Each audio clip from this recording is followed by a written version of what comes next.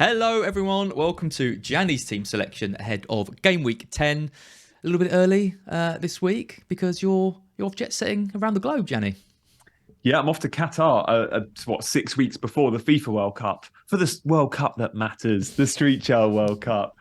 So I'm very excited about that. And yeah, I'm on Wednesday. I've got a busy day as I'm at St George's Park. It's the 10-year anniversary at St George's Park. So I'm there for a celebration event to send off Team England, who are taking part in the Street Child World Cup, and then flying that night. So yeah, it's full on week. I might miss a bit of the Champions League football this week, which I'm not excited. I'm gutted about. I might miss a bit of the Champions League football this week that I'm gutted about. And I think Champions League will make a big difference to my team selection come the Thursday, Friday. I'm definitely holding transfers until the end of the week for obvious reasons. Yeah, it's kind of big old push now, isn't it, between now and the end of the season? We've got the Champions League, we've got midweek games coming up as well. We've even got all these games like rearranged. We're probably not going to see any of those dropped in before before the end of the year. But still, it's great. It's a quite exciting times. And I mean, this weekend we've got a lot to cover from last weekend. We can talk about some of your early plans going into the next game week. But yeah, it's nice that you're doing something. With all the controversy around Qatar and all the issues people have, and you're doing like the most noble thing imaginable, raising awareness for homeless children around the world in the Street Child World Cup. So yeah, excited. Come on, Team England. Yeah, Team England are being represented by Everton in the community. So all like the Premier League clubs obviously have like a foundation and a community arm. Everton in the community do amazing work. And as you can imagine, like there's some deprived areas in Liverpool, and Everton in the community work with a lot of vulnerable young kids in the area. England are a funny one because they're like the only country taking part where we don't have an issue with kids living and working on the street. Our countries in South America, Africa and Asia, of course they do. But being a UK-based charity, we need a Team England. So Everton will be great. And I'm really excited to meet the lads at St George's Park on Wednesday. Yeah, you have to keep us updated with what's going on in that. Oh, don't you worry, mate. My social channels. We'll see some great goals from the kids. Yeah. Excellent. Before we get into your points, let's talk a bit about our sponsor for this video, which is Spitch. You have got some knowledge of Spitch, haven't you, Jenny? They sponsor Fest. They're at Fest and people were kind of trying the game out. There's the free season mode with £2,500 in the prize pool. There's the paid for version as well, where you can put your own money in. Obviously, if you are depositing any money into any of these games, it's for 18 plus only. Gambleaware.co.uk. Don't spend any money that you can't afford to lose. I know times are hard at the moment and people are struggling, so this isn't something that you should be backing on to make money. It's purely something to do as a bit of extra fun if you're enjoying FPL. And it's a new way of kind of playing and enjoying fantasy football. So yeah, do you want to just talk a bit about Spitch and kind of how it works? Yeah, I mean, it's great. You can dip your toe in the water by playing the free game. That's the game I've been playing this season. We play FPL for the same reason, right? It's about bragging rights with your mates. It's about involving a little community, building a little mini leagues and going, yeah, this is where I'm at. And your WhatsApp conversations with your friends are all about the fantasy sports you've played over the weekend, whether it's FPL or Spitch. Spitch is cool because if you're really into stats, and I'm guessing a lot of people watching this channel are, if you're signed up to Scout, you care about those underlying statistics. Now, the beauty of Spitch is it focuses on similar sorts of stats to FPL's bonus point system. 32 metrics make up the bonus point system. If you don't know what they are, definitely go check them out. You'll find it somewhere on the Scout website. You'll probably see some pods about the BPS. But the scoring system on Spitch is very, very similar. So you're rewarded for things like successful tackles and key passes and interceptions and blocks. So it's really cool. And you can see your players performing in real time, which I absolutely love. Yeah, and they earn like hundreds of points every match because it's the bonus point system is like a separate game within a game of points. But obviously you can only earn the maximum of 3, whereas in Spitch all the players kind of earn the absolute maximum. If you are feeling that you've missed out and the season's already started and you haven't started Spitch yet, it takes your best 5 scores across the season as well, which is great. So you can join anytime, enter into the free season mode, give it a go. If you do want to give it a go, there's a QR code on the screen right now, so just take a quick screenshot if you're watching this on mobile, or whip your phone out and scan the QR code, give Spitch a try and let us know kind of what you think. Excellent. Right, let's talk about, there's a kind of game week still in progress a little bit. I mean, not so much for you. You haven't got any Leicester or Forest players. 78 points for you, though, this week. Big score. Pope in goal. with 2, Cancelo with 1, Perisic with 1, and James with 2. Not the best start. Luckily for you, it starts getting a bit better now. Trippier with 7, De Bruyne with 8. Gordon with 1. What's he doing? Not playing. Martinelli with 4. Kane with 6. Mitrovic, we'll talk about here, with 0. And then a lesser-known player who plays for Man City called Erling Haaland, who managed to get 46 points against Man United. And I believe on our last stream, we were advising people to captain Salah over Haaland, Gianni. Hopefully no one listened to us because we were very, very, very wrong, weren't we? We were indeed, mate. I said if you own both, you absolutely captain Mo. It's a chance to go against the obvious. However, I also said I wouldn't be beelining for Mo, and I didn't feel like I needed to own him. I actually said last week, and I stick to it.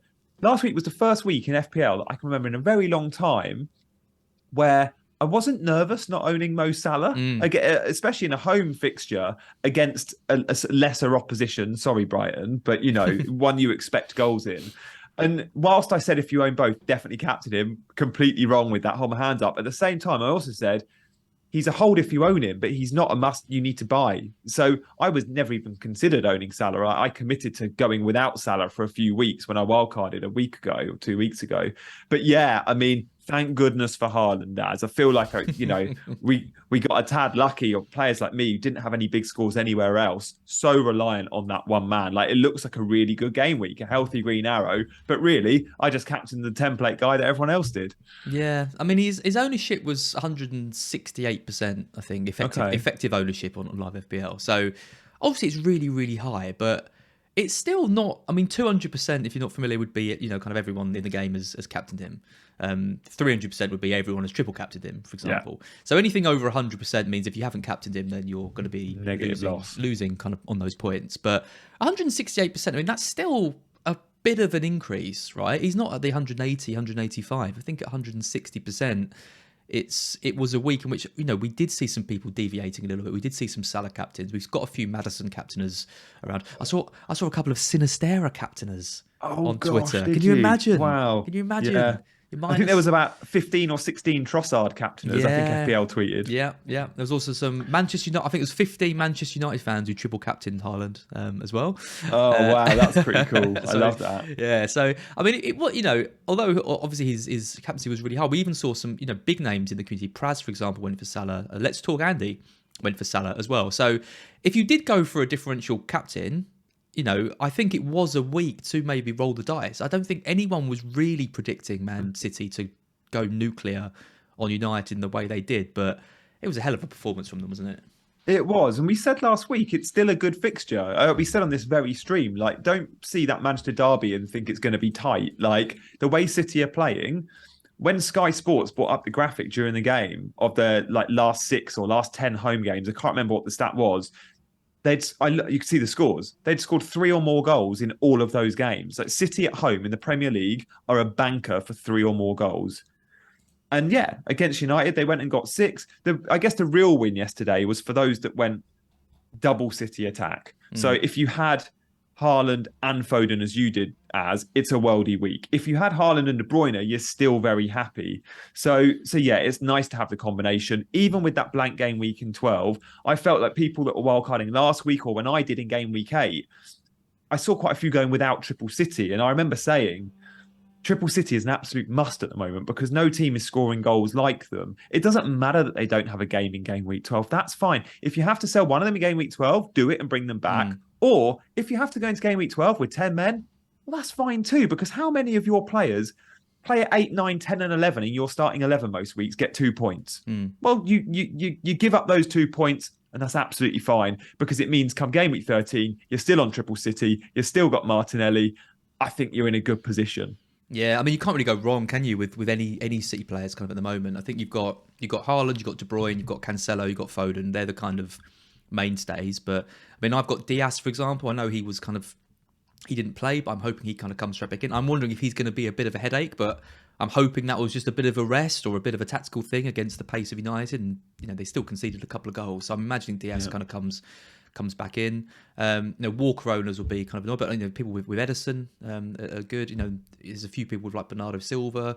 I mean, Grealish had an absolutely outstanding game. He did as well, so maybe he can become a factor. But let's talk about the other hat trick player. We mentioned Haaland. Foden, he's a bit of a favourite of both of ours. You don't own him. You've gone De Bruyne instead. He's already gone up in price. There's lots of people moving for Foden. It's Southampton at home next. I mean, his performance was great, and I've said on quite a few different streams when he's not having to play on the left, when Grealish is in the side, Foden is a standout option, and I can't see Grealish being dropped after that. Yeah, I mean, the reason Pep was okay about selling Gabriel Jesus and Sterling was because he knows down that right-hand side he's probably going to play Foden this season, and we've seen it so far. And like the goal involvements every time City score, it's either Haaland, De Bruyne, or Foden. Those three, so good. And my loose plan was to go De Bruyne to Salah around game week 11, 12, and then come game week 13 to go back to Triple City, keep Salah, but somehow get Foden into the midfield. That was always my loose plan. Now I'm not so sure. I might just keep De Bruyne and not go for Salah. But look, Foden's an unbelievable option. What we've seen so far this season is him nail down that spot mainly on the right-hand side. And even when he plays left, he's still dangerous. We're not seeing Foden in the midfield three as we thought we might a little bit more this season. That seems to be a position of the past. Like, that's where he broke through as. Everyone called him the next David Silva. We never really saw him break into that City 11 consistently playing in the middle. And he shouldn't be because he's so good in front of goal. We want him higher up the pitch. He's a deadly finisher. And the link with Haaland's so good. And he can also play loads of minutes. Like Pep has said, like this guy doesn't need rests. He's pretty resilient. So even when he plays in the Champions League, we never look at Foden and go, oh, is he going to be rested? I feel like we have assurances most weeks, like we do with De Bruyne, we do with Haaland, we do with Cancelo. We're almost putting Foden in that bracket now we're confident he's in that starting 11 every week. Because last season and the year before, when I've owned him at times, we've gone, he's pretty nailed but not nailed. It's 80% likely, and you're always nervous come that team sheet on a Saturday. Well, now we're not. We just know he's in the 11. Yeah, I mean, he played 2,000 minutes last season. He played 1,600 minutes the season before that. 800 minutes the season before that. So it's steadily kind of going up. He started every game this season, but he went off at 45 minutes against Bournemouth and 54 minutes against Forest. But he started every game this season. Yeah. It's 8 game weeks in a row he started now. And I mean, the first sub he had was because Pep was furious with him for not squaring the ball to Foden. And the other game he came off was when they were 4-0 up against Nottingham Forest. So he really is a key cog in this City attack. Yeah, he is. I think he'll be in my team if De Bruyne ever goes out of it. But the way De Bruyne's playing at the moment, again, like I know Foden got huge points yesterday. De Bruyne got the 2 assists. De Bruyne could have had more. He could have definitely had more. I think De Bruyne had the first shot on target in the game after like 5 minutes. Haaland header blocked, came out to De Bruyne 5-6 yards out. De Gea made a good save. And I did think, that would have been an amazing goal for me to start us off. A minute later, Haaland scored anyway. But I do think the link up there is so good. I still prefer De Bruyne over Foden. If you're talking value, then maybe Foden the better asset. But in terms of reliability, I just think De Bruyne, I'm loving him playing on the shoulder of Haaland. Yeah. Final question on Foden then, because obviously we've got this kind of 8 million bracket at the start of the season that we were all kind of looking at. With Saka, with Foden, with Maddison, with Diaz, all these guys. Foden's now at the top of that pile, 51 points over these weeks. Next, it's Saka with 39. So looking at kind of 12 points difference between those. Diaz on 36. Obviously, Maddison is playing tonight, so he could hit a big haul and kind of goes way up. But do you think Foden's winning that battle for the 8 million mid-slot now? Would he be the one that you go for? Yeah, so easily, so comfortably. I've not had an 8 million midfielder all season, I don't think. I started the season without one. And do you remember there were so many options? We all wanted 2 or 3 of them. I remember having none because I went freemium. And then I got freemium when I wildcarded again. So that is the compromise I'm making in my squad. But as I said, the plan might still be to go for Foden. The others haven't massively appealed. I do think Saka is the closest to him, and the points are showing that. But if you've got Martinelli, you might feel like you can cover that. And the player I wanted most this week, more than anyone, was Maddison. I wanted to convert Gordon into Maddison. I don't have the funds to do that without big surgery. So I'm happy to go without. But when looking at these 8 million mids, guys, because you can get the likes of Bowen at a similar price, who had a good haul at the weekend with his 14 points. I always just look at the team they play for and the goals in that team. Picking an attacking mid, an 8 million asset, you need to be guaranteed when you're spending 8 million that team he's playing for is going to score 2+ goals a game or have a very good chance of 2+ goals a game. Now, Foden and Saka have that every single time they play. Doesn't matter who they're playing, you always back City and Arsenal to get 2 goals. You wouldn't be surprised. West Ham, massively, you don't. Until the weekend just gone, I don't think they had scored 2 in the Premier League this season. So again, that's where my thinking comes with a lot of those assets. Leicester are another one you do usually back for 2. Yep, no, very good. Defence. I mean, we talk about all the points you got with De Bruyne and Martinelli and Kane and Haaland. I mean, it was big at the back at the start of the season. Lots of people 5 at the back, myself included. Then it was 4. You've stuck with 4, but now we're seeing lots of people going for 3 and boosting up the midfield. I mean, Pope, Cancelo, Perisic and James. There's a lot of money in those players, all blanked. None of them, I mean, Pope, okay, has done well this season, but Perisic, James and Cancelo haven't really hit big heights this season. Are you a bit worried about that, given how much money you've put into defence? I've been disappointed. I've been disappointed with Perisic, especially. I think he's added an assist or maybe 2 assists. He's always had 3, but I think I only owned him for 2 of them. A little bit disappointing because I thought we were going to get more goal threat from him. Yeah, no goals for him in the kind of 8 games. And he hasn't really looked like scoring. He has looked like getting more assists. And he was unlucky. Kane missed a penalty, which would have been a Perisic assist, worth noting. I did own him for that. But yeah, a little bit disappointing. And I must admit, when looking to, and we'll talk more about my moves in a minute, one player on the chopping block is Perisic. And part of that reason is the Champions League fixtures coming thick and fast and the rotation we might see from him. But I've been disappointed with my back line.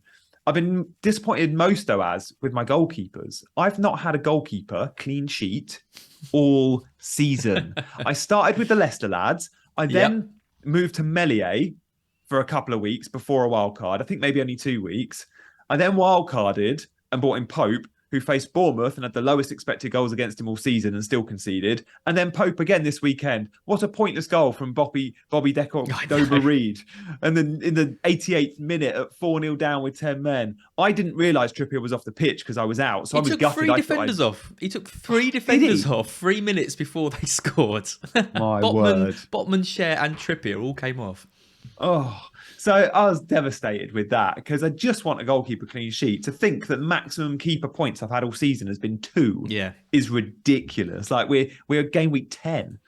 Well, I'm in exactly the same boat. I mean, I had the Leicester double up, and then I switched over to Henderson and missed all of his hauls and not had any goalkeeper points either. I mean, you can see on my wall right there, that's Emi Martinez from a few seasons ago. The reason he's on my wall was because it was so nice just to have that position locked down and not have to worry about it all year. Because, you know, people with Pope, you know, you've got the double up with Newcastle. When the fixtures turn, people might not want that double up. And Trippier is offering such good value. You know, I think, you know, people... and then everything else is so spread out. I mean, you know, some people have still got the Leicester double up. Well, that isn't working. You know, Sanchez, we've now got this new attacking manager in. We think we're going to concede more. You know, people who started this with Ramsdale. I mean, Arsenal haven't been keeping it, you know, haven't been keeping it tight. So there's not really a clear goalkeeper that's emerged. You know, there normally is by this point. Normally at this point, it was meant to be Pope. Yeah, exactly. I'd say for the last 3 or 4 seasons, we've had a 4.5 keeper who has been a really good option for us. You know, we've had Martinez before last season. It was Ramsdale. At Sheffield United, it was Ramsdale, wasn't it? Yeah. Well, we've had Ramsdale at Sheffield United and at Arsenal last year because he was 4.5, wasn't he, at Arsenal? Well, for half the season anyway. Then again, it's difficult, but can't underestimate that. Every week, just getting 3 or 4 points, save points, getting the odd clean sheet, getting a big haul. It's really important that keeper spot. It's not something you want to be messing with. So yeah, we had Nick Pope at Burnley for a bit as well, didn't we? We did. Was amazing when incredible. Burnley was sort of finishing around sort of mid-table each season. Yeah. He was a great asset. Yeah, and Heaton before that. You know, there's so many good goalkeepers. So we're just waiting for that one to kind of emerge. And yeah, at the moment, I just don't know who it's going to be. Let's take a look at your team then for game week 10 as it's set up. Obviously, we've got Champions League and kind of other things to think about. You're in a good position though. 2 free transfers, 0.1 million in the bank. At the moment, you're Pope, Cancelo, Trippier, Perisic and James, staying big at the back. De Bruyne, Bailey comes in, Martinelli, Kane, Haaland and Mitrovic. And what a disappointment that was for Mitrovic and Fulham. Yeah, he's been another disappointing one on the wild card. There's 2 blanks. We didn't expect a blank versus Nottingham Forest. They went and scored 3 there. And he came off early. We knew he was carrying a knock from his time with Serbia. We saw him limping after the game with the ice pack on his ankle. But again, this will be one for training photos, and press conferences, of course. But I need to see him on the grass. I need to see him training because, again, we can never fully trust what managers say. Don't know off the top of my head if Silva's a good or a bad one, but the likes of Eddie Howe, for example, going into a press conference, don't take what he says as gospel. He said Isak was back training and could play, and then of course he didn't. I didn't expect him to because it's Eddie Howe. But yeah, Mitro's been disappointing. I think I'm happy to hold him though. Even if we know he's out for West Ham, knowing Mitrovic plays Bournemouth, Villa, Leeds, Everton after that, he's a longer term hold for me. I do think with Mitro, you've a bit like when you've owned Pookie in the past, when you're playing for teams that aren't that reliable in front of goal, but you are the talisman in that team. And you could say the same for Tony at Brentford. Rather than pick and choosing your weeks, you probably have to commit to them and ride it out. Tony does exactly the same to you. He doesn't always deliver when he should and then will against perhaps tougher opposition. Well, Mitro might be similar, but you need to own him for a 4, 5, 6, 7 game week stretch. So yeah, my plan here is I don't love the fact the way my team's set up with freemium, I have to start a Bailey, a Gordon, a Nico Williams or an Andreas every week. So my player 11 in my player 11 is always going to be weak. Last week, I went Gordon. This week, at the moment, I'm on Bailey. My plan, however, with my 2 frees, I still don't know for sure, but I want to upgrade Gordon. I really want to. If I can improve Gordon and Gordon becomes that 11th player, that spot, then I don't have to start Bailey this week. And I don't really want Bailey in, but I'm happy owning him as bench fodder. So who does Gordon go to? Well, he could go. This sounds very, very reactionary and very knee-jerky. He could go down to a player who's 5 million and smashing it at the moment. He started every Premier League game so far. He's scoring goals. He should have had a hat-trick at the weekend if it wasn't for VAR. And that is Almiron. Now, it sounds really reactionary, but when I wildcarded in game week 8, I genuinely spoke on this very stream saying I might not go Gordon. I might go Almiron. Maybe it wasn't on the scout stream, it was someone else's, but I definitely said that. So I was looking at Almiron and he's just reinforced the fact that I think he's a good pick with goals again this weekend. So Gordon could go down to Almiron, or I could upgrade Gordon if I downgraded Perisic, because he is one that I am keen to ship on eventually. So Perisic could go down to a 4.5. That gives me over $1 million to upgrade. I could, again, being very reactionary, Gordon's Trossard could work for me. Oh, getting in Trossard. So that would mean going down to Perisic down to a 4.5 and then Gordon up to Trossard. Well, any 4.5 defenders kind of on your list? I could go down to West Ham and go even slightly lower than a 4.5. I could go to Palace and go to Gahey for a 4.3. Zuma's 4.5. I do like the goal threat Zuma carries because I just think he's so good in the air. Hang time Zuma. But yeah, West Ham have got options. So have Crystal Palace. But again, I'm not absolutely sold who I'd go to. But yeah, that's definitely a thought. It certainly won't be a player that has the sort of upside of a Perisic, but I do like the Palace fixtures and I do like the West Ham fixtures. I also like the teams and I like the managers for clean sheets.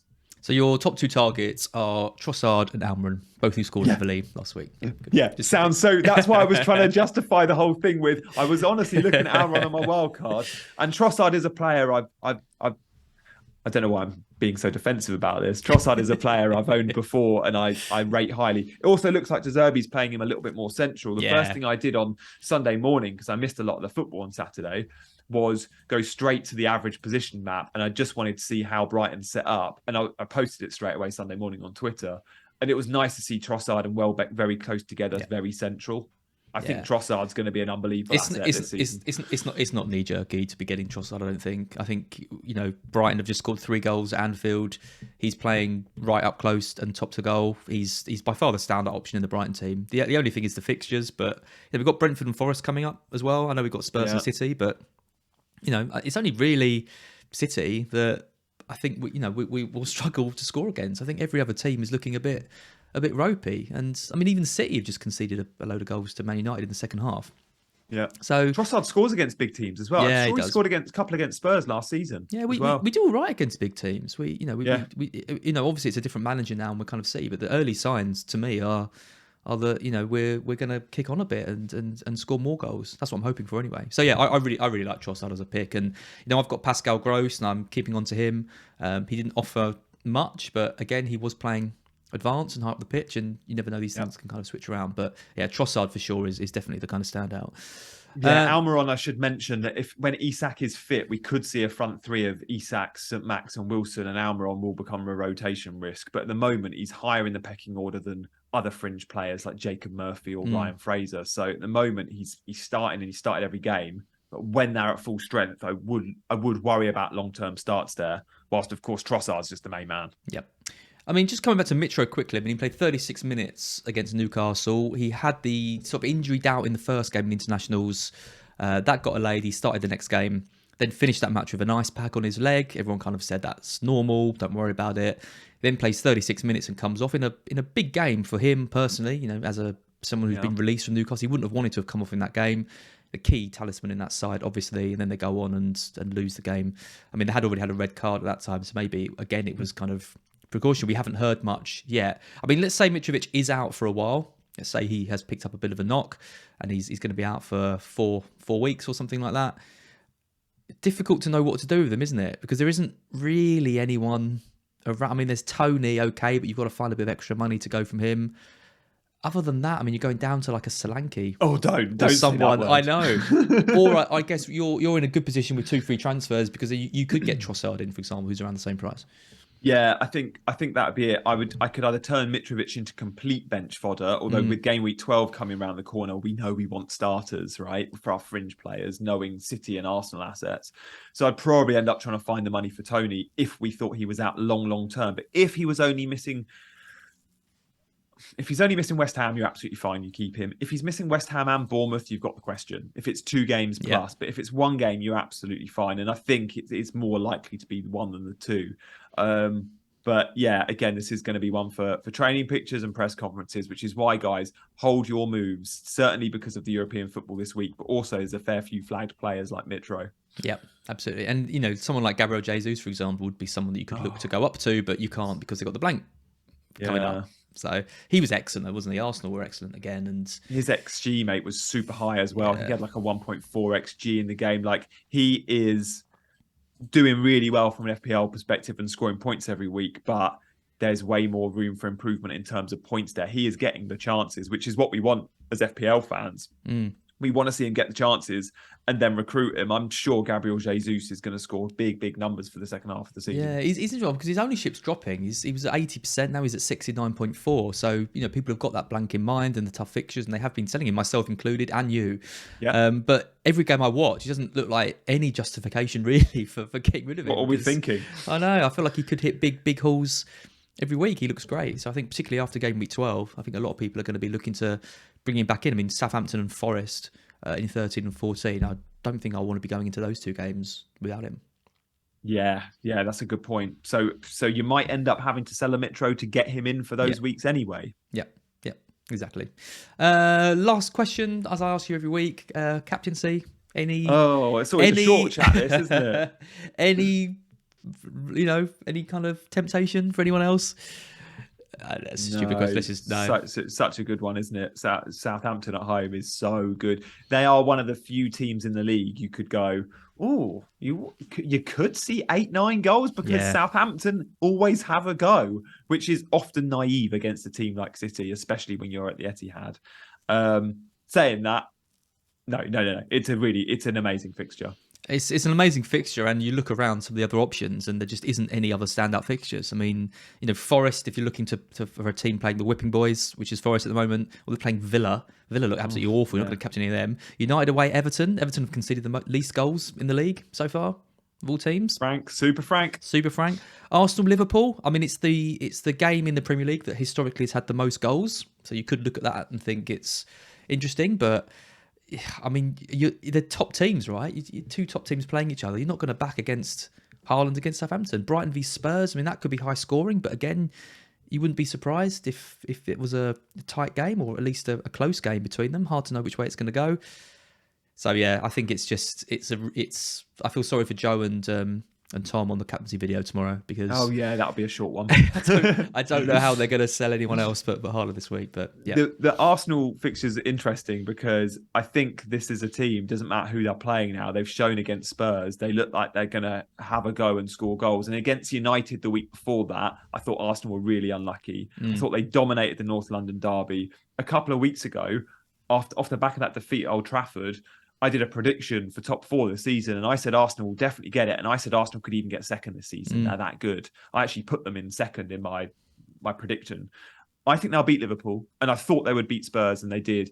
They're really strong this year. They also don't have to go and play Champions League football midweek. So sure, they're playing the Europa, but it's very different. You can rest players, you can focus in different areas. So Martinelli and your Jesuses, I think, are still good picks. And if you've got a Trent, I don't think you're going to get a clean sheet yet again, which is a huge amount of money for a defender like Trent when clean sheets look nowhere near. Yeah, I think Gabriel Jesus would be the player that I would captain if Haaland wasn't the factor, but he is. So let's not dwell too much on it. Gianni, awesome stuff as always. Thank you. I really hope you have a good time in Qatar and raise lots of money and lots of awareness. Well, I appreciate Scout support with that, as well as it's awesome that you guys contribute with super chats to Street Child United, which is of course the beneficiary of the Game Week 39 football match. So the FPL community proper behind us as a very small organisation, which is awesome. Yeah. So, Yep. Cheers to you. Q&A on Friday. 50% of all money goes to Street Child United, as always, with myself and Sam. Sometimes you make a little guest appearance as well, which is nice. But yeah, do check out, follow Gianni on Twitter. You can get all the updates, I'm sure, from the World Cup next week. But yeah, have a great time, and I'll see you probably in a couple of weeks when you're back. Thanks, mate. See you soon.